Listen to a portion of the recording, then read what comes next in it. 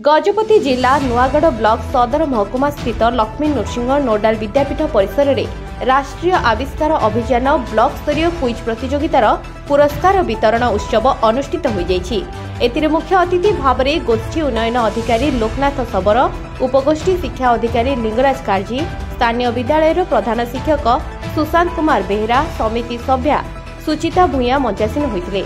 प्रथमे अतिथि मानंकु पुष्पगुच्छ एवं उपढौकन दे सम्मानित करा जायतिला।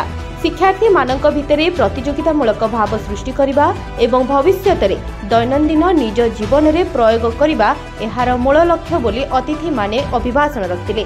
सूचना अनुसार ब्लॉक रो मोट 69टी प्राथमिक उच्च प्राथमिक उच्च विद्यालय मंडल स्तरीय क्विज प्रतियोगिता रे भाग नेथिले। एथिरे तृतीय रु पंचम श्रेणी पर्यंत उपकनिष्ठ वर्ग, षष्ठ रु अष्टम श्रेणी पर्यंत कनिष्ठ वर्ग, नवम रु दशम श्रेणी पर्यंत वरिष्ठ वर्ग हिसाब रे विभक्त करा जायतिला। छात्र छात्री माने विज्ञान, गणित, सामाजिक विज्ञान, साधारण ज्ञान बा पर्यवेसित प्रश्न को नहीं प्रतियोगिता रे भाग नेथिले। एही प्रतियोगिता रे वरिष्ठ, कनिष्ठ एवं उपकनिष्ठ वर्ग रे प्रथम, द्वितीय, तृतीय स्थान रखी उत्तीर्ण होइतिबा छात्र छात्री एवं प्रतियोगिता रे भाग नेइथिबा अन्य छात्र छात्री माननको अतिथिଙ୍କ द्वारा मानपत्र सह पुरस्कार प्रदान कर जायतिला। एही कार्यक्रम को शिक्षक बसंत कुमार सिंह परिचालना करथिबा बेले शिक्षक जसवंत रहित शेष रे धन्यवाद देथिले।